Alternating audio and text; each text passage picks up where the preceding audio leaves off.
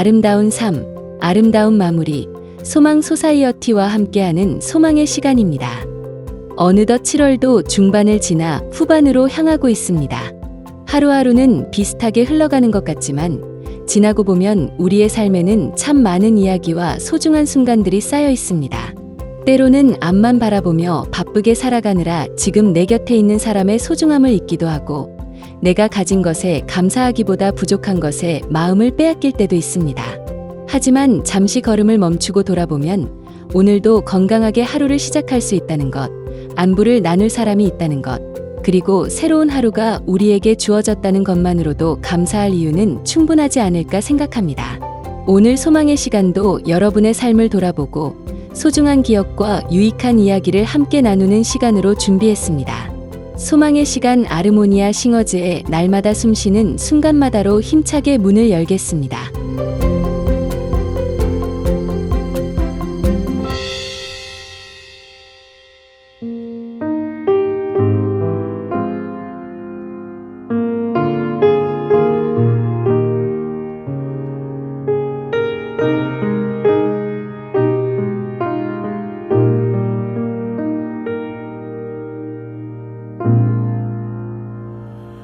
날마다 숨쉬는 순간마다 내 앞에 어려운 일 보내 주님 앞에 이 몸을 맡길 때 슬픔 없네 두려움 없네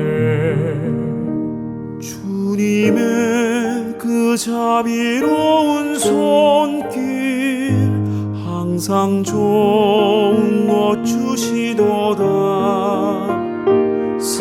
사랑스레 아픔과 기쁨을 수고와 평화와 안식을 날마다 주님 내 곁에 계셔 자비로 날 감싸 주시네 주님 앞에 이 몸을 맡길 때 힘 주시네 위로함 주네 어린 나를 품에 안으시사 항상 평안함 주시도다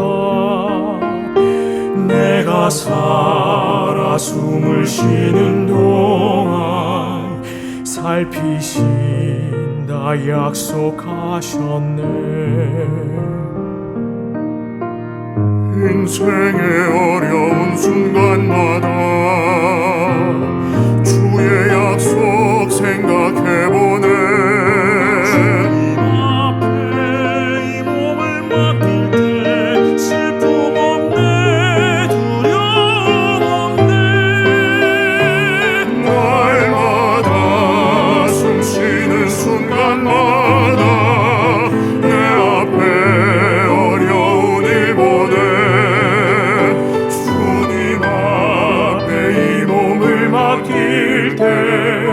슬픔 없네 두려움 없네 날마다 숨쉬는 순간마다 날마다 날마다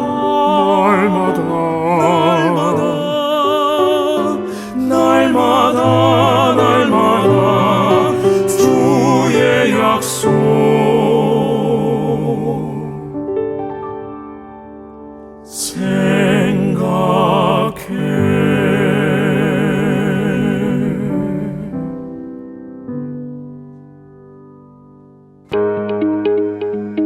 아름다운 삶, 아름다운 마무리, 소망 소사이어티의 소망의 시간입니다.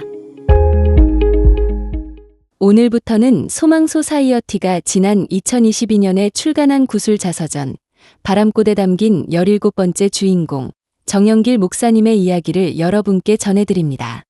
어린 시절 겪었던 해방과 6.25 전쟁의 기억부터 신앙을 만나 목회자의 길을 걷게 된 과정, 그리고 한국과 일본, 미국을 오가며 이어온 긴 목회와 선교의 여정까지 정영길 목사님의 삶에 담긴 이야기를 이번 주부터 차례로 만나보겠습니다.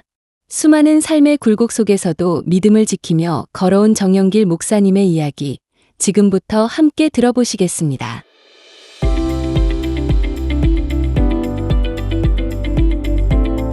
정경준, 목사의 아내이며 아이들의 어머니, 할머니, 봉사자. 여전히 수많은 역할을 하는 그녀가 올해 80세가 되었습니다. 소망 소사이어티에서는 그녀에게 자랑스러운 봉사상을 수여하고 생일을 기념하여 인터뷰 동영상을 만들어 주었습니다. 그녀는 소망 소사이어티의 케어 교실에서 봉사하고 있습니다. 동영상에는 많은 봉사자가 나와서 그녀의 생일을 축하해 주었고, 특별히 그녀가 돌보는 분의 아내가 나와서 감사의 인사를 했습니다. 인지 저하가 심하며 혼자서는 아무것도 할 수 없는 남편을 소망 소사이어티에 데려온 그 부인은 미안한 마음이 많이 들었으나 정경준 사모께서 피부치 같이 보살펴 주시고 성심껏 사랑으로 대해 주셔서 너무나 감사하다고 말했습니다. 지난 긴 세월 그래왔던 것처럼 그녀는 여전히 사람을 아끼고 사랑하며 그들을 위해 봉사합니다. 정영길은 해방되기 약 9년 전 농사짓는 부모님의 아들 5형제 중에 둘째로 태어났습니다. 일찍이 서울 가서 자리 잡고 있던 삼촌이 제가 6살 때 우리 식구들을 서울로 불러 올렸습니다. 해방되기 바로 전에 미군 비행기들이 서울을 폭격했습니다. 많은 사람이 피난을 갔는데 어찌된 일인지 잘 기억나지는 않지만 저는 혼자 고향인 경상도 예천으로 기차를 타고 피난을 갔습니다. 학교에 다니지 않아도 되고 마치 여행하는 기분으로 들떠있던 기억이 납니다. 동네 사람들이 만세를 부르고 행복에 겨워했는데 그것이 일본으로부터의 해방이라는 것을 나중에 알게 되었습니다. 제 나이 9살쯤이었습니다. 다시 서울로 올라와 중학교에 진학하였는데 6.25 전쟁이 발발했습니다. 미처 피난을 가지 못하여 밀겨울, 감자, 호박죽으로 연명하고 생선 장사, 야채 장사를 하다가 일사후퇴 때에는 고향으로 내려갔습니다. 농사일을 하며 여러 해 지냈는데 그대로 살아가기에는 너무 답답하여 무작정 수원으로 올라갔습니다. 가까운 미군 오산 비행장에서 비행장 닦는 일과 건축하는 일에 노무자가 필요했습니다. 아침에 일찍 부대 앞으로 가면 삽질이나 곡괭이질을 시키고 일당을 주었습니다. 그러던 어느 날 한 미군이 저보고 자기 천막 청소를 하라고 시켰습니다. 말하자면 하우스 보이입니다. 그래서 그의 천막에서 먹고 자며 심부름하면서 살게 되었습니다. 제 인생의 최초 독립 생활이었습니다. 2-3년 후 제가 있던 미군 부대가 서울로 이동하는 바람에 저도 같이 올라와서 다른 작은 미군 고문단 부대에서 경비 근무를 하게 되었습니다. 부대에서 야간 근무를 하면서 서울 창신동에 있던 광성고등학교에 입학하여 밤에는 일하고 낮에는 공부하였습니다. 일이 힘들어서 부대 근무는 55년에 그만두었고 그 후 공부에만 전념하였습니다. 미군 군무원부대 식당에서 일하던 권사님으로부터 전도를 받고 교회에 다니기 시작했습니다. 우리 식구 중에는 아무도 교회에 다니는 사람이 없었고 그 권사님은 저의 믿음의 어머니가 되었습니다. 열심히 교회 모든 집회에 참석하였고 특별히 새벽기도 운동에 함께하여 깊은 신앙 경험을 하였습니다. 서대문에 있는 석교교회를 다녔는데 같은 또래의 학생들이 많았습니다. 이때 저의 신앙은 참으로 불탔습니다. 부흥 집회도 많이 다니고 뜨겁게 성령이 역사하는 경험도 했습니다. 이것이 주님께서 함께 하시는 것이라고 확신하여 주를 위해서 일하겠다는 각오를 했습니다. 고등학교를 마쳤을 때 교회 고등부 지도 선생의 권유와 담임 목사의 추천으로 신학교에 입학하였습니다. 신학을 공부하면서 더욱더 주의 일에 대한 확신을 갖게 되었습니다. 학우들과 교류, 기도원 기도, 성경 공부 그 모든 것이 저를 더욱 깊은 신앙의 길로 가게 하였습니다. 매번 기도할 때와 말씀을 전할 때 제 마음에 기쁨이 넘쳤습니다. 이 일을 감당하기로 한 것은 참 잘했다는 생각이 들었으며 주께 감사의 기도를 드리지 않을 수 없었습니다. 말씀을 통하여 영적인 성숙과 기쁨을 얻었습니다. 드라마 같은 획기적인 변화는 없었지만 제 긴 생애를 돌이켜보면 그때마다 함께 하셨던 주님의 임재가 저를 인도하셨고 도와주셨습니다. 모든 것이 주님의 은혜였습니다. 1학년을 마쳤을 때 징집 영장이 나와서 군대에 입대하게 되었습니다. 훈련을 마치고 말단 전방부대에 배속이 되었는데 서류를 만질 줄 아는 대학생이 왔다고 저를 연대 통신대로 데려갔습니다. 당시에는 학보병 제도가 있었습니다. 처음부터 학보병으로 입대하기도 하지만 군대에 복무 중인 군인도 학보병으로 전보되어 제대할 수도 있게 되어 있었습니다. 군인교회를 통하여 신앙생활도 제대로 하면서 큰 고생 없이 군대 생활하고 학보병으로 1년 6개월 만에 제대하였습니다. 참으로 하나님께서 지켜주시는 은혜로 생각하고 감사합니다. 복학하기 위한 등록금이 필요하여 택시 운전을 했습니다. 비 오는 새벽에 운전하다가 교통사고를 내고 말았습니다. 다친 사람이 사고 처리를 다 잘해주어서 아무 일 없이 해결되었으나 있던 돈을 모두 치료비로 물어주고 택시 운전은 더 이상 하지 못했습니다.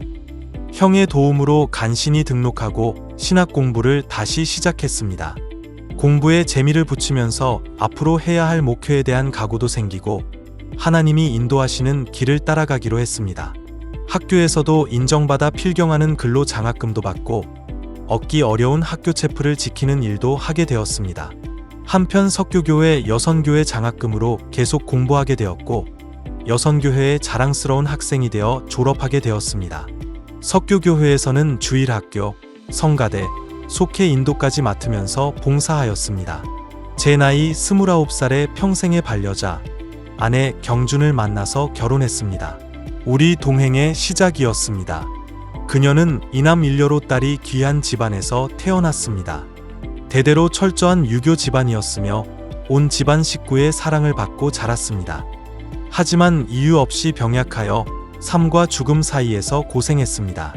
병원, 한의원 심지어 국까지 하며 살았지만 여전히 아프고 힘들었습니다. 그러던 그녀가 하나님의 구원의 손길로 건강해졌습니다. 신앙적인 확신이 있은 후 종합검진을 통하여 하나님께서 고쳐주심을 확신하게 되었습니다. 그녀는 고양군에 있는 벽제교회를 다니고 있었는데 서울에 제가 다니던 교회 장로님, 권사님들이 방문하였다가 그녀를 보고 중매하였습니다. 제가 가난한 전도사였기 때문에 그녀의 집에서는 온 가족이 반대하였습니다.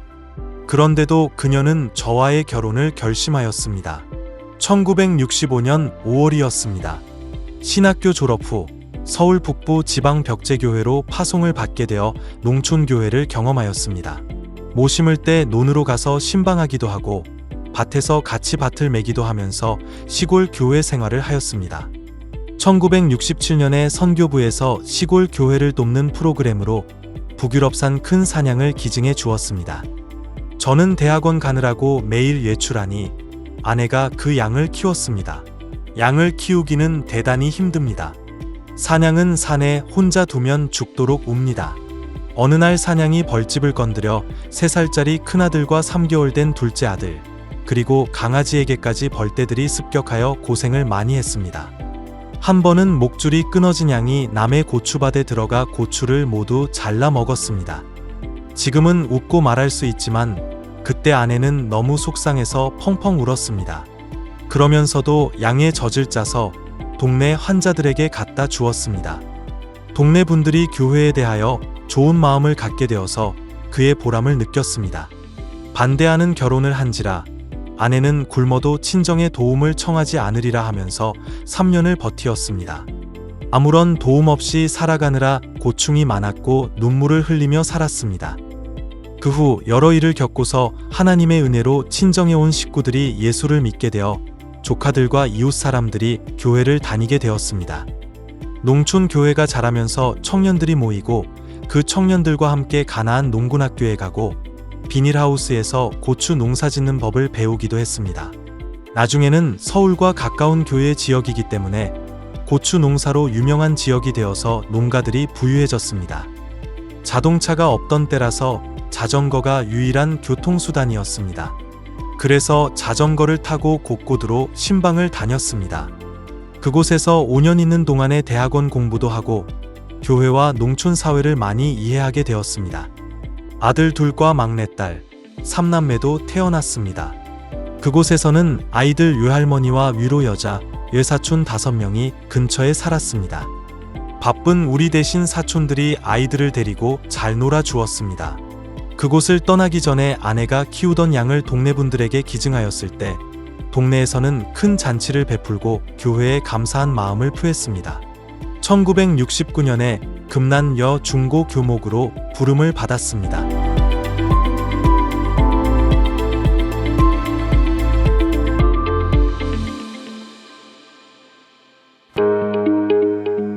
아름다운 삶, 아름다운 마무리, 소망 소사이어티의 소망의 시간입니다. 1969년 금난여중 고등학교 교목으로 새로운 부름을 받게 된 정영길 목사님. 그곳에서 어떤 새로운 만남과 이야기가 펼쳐지게 될까요? 정영길 목사님의 이야기는 다음 주 이 시간에 계속해서 이어드리겠습니다. 이번 건강정보 시간에는 단순히 나이가 들어서 생기는 변화로 지나치기 쉬운 노쇠에 대해 알아보겠습니다. 노쇠란 무엇인지, 우리 몸에 나타나는 주요 신호는 어떤 것들이 있는지, 그리고 건강한 노후를 위해 어떻게 예방하고 관리할 수 있는지 함께 살펴보겠습니다. 노쇠는 단순히 나이가 많다는 뜻이 아닙니다. 몸의 여러 기능이 전반적으로 약해져 작은 충격에도 쉽게 건강이 무너질 수 있는 상태를 말합니다. 예전에는 감기 한 번 앓고 나면 금방 회복됐는데 요즘은 한 번 아프면 몇 달씩 기운이 돌아오지 않는다고 말씀하시는 분들이 계십니다. 또 작은 넘어짐에도 크게 다치거나 입원 후 예전처럼 회복되지 않는 경우도 있습니다. 이런 변화는 단순한 노화가 아니라 노쇠가 진행되고 있다는 신호일 수 있습니다. 노쇠를 의심해 볼 수 있는 대표적인 증상은 5가지입니다. 첫째, 이유 없이 체중이 줄어든다. 둘째, 예전보다 쉽게 피곤하다. 셋째, 걷는 속도가 느려졌다. 넷째, 악력이 약해져 병뚜껑을 열거나 물건을 드는 일이 힘들다. 다섯째, 신체 활동이 크게 줄었다. 이 가운데 3가지 이상이 해당된다면 전문의와 상담을 받아보는 것이 좋습니다. 다행스러운 것은 노쇠는 예방하고 늦출 수 있다는 점입니다. 가장 중요한 것은 몸을 계속 움직이는 것입니다. 무리한 운동이 아니라 매일 걷기, 가벼운 근력 운동, 스트레칭만으로도 몸의 기능을 유지하는 데 도움이 됩니다. 또한 식사를 거르지 않고 단백질과 채소를 골고루 섭취하는 것도 중요합니다. 무엇보다 사람들과 자주 만나 이야기를 나누고 취미 생활을 하며 사회활동을 이어가는 것도 노쇠 예방에 큰 도움이 됩니다. 몸이 건강해야 마음도 건강하고 마음이 건강해야 몸도 더욱 활력을 찾을 수 있기 때문입니다. 많은 분들이 이제 나이가 많아서 어쩔 수 없지 라고 말씀하시지만 전문가들은 노쇠 역시 생활 습관을 통해 충분히 늦출 수 있다고 말합니다. 오늘 여러분께서는 스스로에게 한번 질문해 보시기 바랍니다. 나는 하루에 얼마나 몸을 움직이고 있는가? 잘 먹고, 잘 자고, 사람들과 잘 어울리고 있는가? 이런 작은 점검이 건강한 노후를 위한 첫걸음이 될 수 있습니다. 나이는 누구에게나 똑같이 들지만 건강하게 나이 드는 방법은 우리의 선택과 실천에 달려 있습니다. 오늘도 몸과 마음을 조금 더 움직이며 활기찬 하루 보내시기를 바랍니다.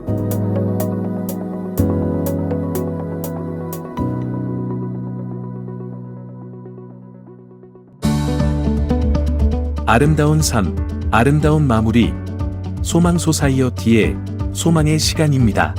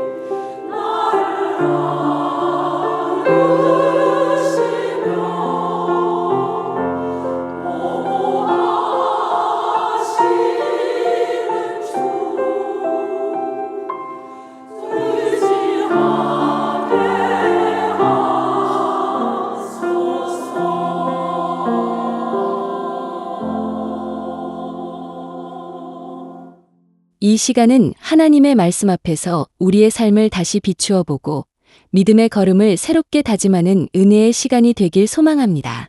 오늘은 남가주 새누리교회 박성금 목사님께서 하박국 3장 1절부터 2절, 16절부터 19절 말씀을 본문으로 현실을 넘어서는 신앙이라는 제목의 말씀을 전해주십니다. 말씀을 통해 마음이 열리고 삶의 방향이 새로워지는 깊은 깨달음과 은혜가 함께 하시길 바랍니다. 우리 삶의 현실에는 밝은 면도 있지만 어두운 면도 있습니다. 인생을 살다 보면 모든 것이 순적하게 잘 진행되기도 하지만 때로는 앞을 예측할 수 없는 캄캄한 절망의 밤이 찾아오기도 합니다. 그러나 주어진 현실이었다 하든지 그 현실에 안주하거나 혹은 반대로 그 어떤 현실의 벽에 무너져서는 안 됩니다. 주어진 현실보다 더 중요한 것은 그 현실 너머에서 일하고 계시는 하나님이시기 때문입니다. 하나님은 주어진 상황이나 현실에 얽매인 분이 아닙니다. 그것을 넘어서서 초월적으로 일하시는 전능자이십니다. 그러므로 아무리 현실이 어둡고 부주의하게 느껴져도 그 현실을 다루시는 하나님을 바라보며 더 밝고 빛난 열매를 향해 달려가야 하는 것입니다. 2차 대전이 일어났을 때 그 당시 미국에 살고 있던 일본인들이 조금 어려움을 당했습니다. 일본이 진주만을 공격하고 미국에 큰 피해를 안겼기 때문입니다. 그래서 1942년 미국에 살고 있던 일본 사람 12만 명을 잡아서 강제 수용소에 가두어 버렸습니다. 미국에 살고 있는 일본 민간인들이 무슨 잘못이 있겠습니까? 그럼에도 불구하고 그동안 엉거니 깔려있던 인종차별의 마음과 적개심이 이와 같은 조치를 취하게 한 것입니다. 1988년도에 미국 정부가 이 사실을 사과하고 배상도 하긴 했습니다만은 어쨌건 힘들고 어려운 시간들을 그들은 보냈습니다. 그런데 그 수용소 안에서 캐롤 도이라고 하는 여자아이가 태어났습니다. 나중에 성장해서 결혼을 하고 예쁜 딸을 하나 낳았는데요. 그 딸아이의 발이 정상이 아니었습니다. 양쪽 발이 안쪽으로 휘는 장애, 클럽 피트라고 하는 장애를 갖고 있었고 발가락도 서로 엉켜 있었습니다. 그러나 엄마 캐롤은 이 딸을 포기하지 않았습니다. 믿음으로 하나님께 기도하기 시작했습니다. 자기 딸의 발이 누가 봐도 기형이고 삐뚤어져 있긴 하지만 이 발을 사용해서 하나님 영광을 나타내게 해달라고 기도했습니다. 그리고 특수 신발을 신기고 끊임없는 교정 작업을 한 후에 이 아이에게 아이스 스케이팅을 시켰습니다. 처음에는 뒤뚱거림이 잘 걷지도 못하고 넘어지기도 했지만 그 딸은 뜻밖의 재능을 갖고 있었습니다. 그래서 매일 새벽 4시에 일어나 스케이트장으로 데려가서 훈련을 시켰어요. 이렇게 하기를 15년을 한 후에 드디어 미국 대표 선수로 동계올림픽에 나가게 됐습니다. 그리고 1992년도 프랑스에서 열린 동계올림픽에서 금메달을 따게 됐습니다. 그 딸의 이름이 크리스티 야마구치라고 하는 여자 선수입니다. 우리 사전에는 김연아밖에 없습니다만은 일본인들에게는 야마구치가 있습니다. 여러분, 캐롤이 자기 딸의 뒤틀린 발만 보았다면 절망할 수밖에 없었을 것입니다. 엉켜진 발가락만 보았다면 포기할 수도 있었을 것입니다. 그러나 그 뒤틀린 발 뒤에 있는 하나님의 가능성을 보았기 때문에 역경의 현실을 넘어서 영광스러운 금메달리스트가 된 것입니다. 그러므로 주어진 삶의 현실만 보고 인생이 어둡다, 힘들다 그렇게 말하면 안 되는 것입니다. 현실 너머에서 일하시는 하나님을 바라보고 그 속에 준비된 더 소중한 축복을 향해 나아갈 때 우리 신앙이 바르게 되는 것입니다. 참된 믿음이라고 하는 것은 현실을 넘어서 하나님의 가능성을 바라보는 것이기 때문에 그렇습니다. 아름다운 삶, 아름다운 마무리, 소망 소사이어티의 소망의 시간입니다.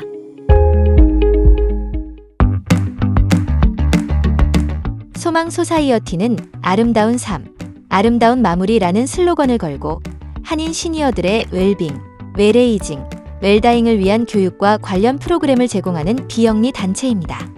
2007년부터 지금까지 사는 동안 함께 누리고 함께 나누는 아름다운 삶을 살도록 한인 시니어들에게 봉사의 기회를 제공하고 아름다운 기부 문화를 만들어 나가며 당하는 죽음이 아닌 맞이하는 죽음으로 인생의 아름다운 마무리를 할 수 있도록 교육하며 돕고 있습니다. 소망 소사이어티는 사전 의료 지시서가 포함된 소망 유언서를 작성함으로써 뜻하지 않은 질병 혹은 사고로 의식불명 상태가 되었을 때 어떠한 의료행위를 받을 것인가를 미리 결정하고 문서로 남겨 환자와 가족이 존엄한 임종과 아름다운 마무리를 할 수 있도록 돕고 있습니다. 소망 소사이어티의 메모리 케어 프로그램은 뇌건강 교육, 메모리 테스트, 사전 의료 지시서, 가족 간병인 교육과 지원, 집 안전평가 및 시니어 이상행동 시 대처법 등을 제공합니다. 치매를 앓고 계시거나 치매 어르신을 돌보고 있는 가족이거나 기억력이 나빠져서 치매가 걱정된다면 소망소사이어티로 연락 주십시오. 또한 초기 치매이신 분들을 위한 소셜 프로그램 소망케어 클래스와 한국말로 진행하는 치매 가족 간병인 지원 모임을 남가주 새누리교회와 웨스트 애나하임 연합감리교회 그리고 실비치 레저월드에서 운영하고 있습니다. 소망 메모리 케어 프로그램에 대한 문의는 소망소사이어티로 연락 주십시오.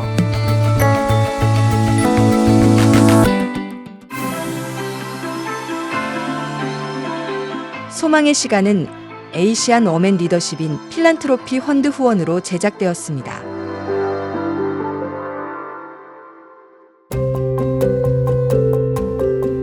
오늘도 소망의 시간과 함께 해주신 여러분, 감사합니다. 오늘은 이런 이야기와 함께 방송을 마무리하고 싶습니다. 사람은 나이가 들어서 새로운 일을 멈추는 것이 아니라 새로운 일을 멈출 때 비로소 마음이 늙기 시작합니다. 우리는 가끔 이렇게 말합니다. 이 나이에 뭘 새로 시작하겠어. 하지만 새로운 시작에는 나이 제한이 없습니다. 배우고 싶었던 것, 만나고 싶었던 사람, 한번 해보고 싶었던 일이 있다면 이번 한 주 작은 것 하나부터 시작해 보시면 어떨까요? 우리 앞에는 아직 쓰이지 않은 새로운 이야기가 많이 남아 있습니다. 다가오는 한 주도 건강하시고 새로운 기쁨을 하나씩 발견하시길 바랍니다. 지금까지 소망의 시간이었습니다.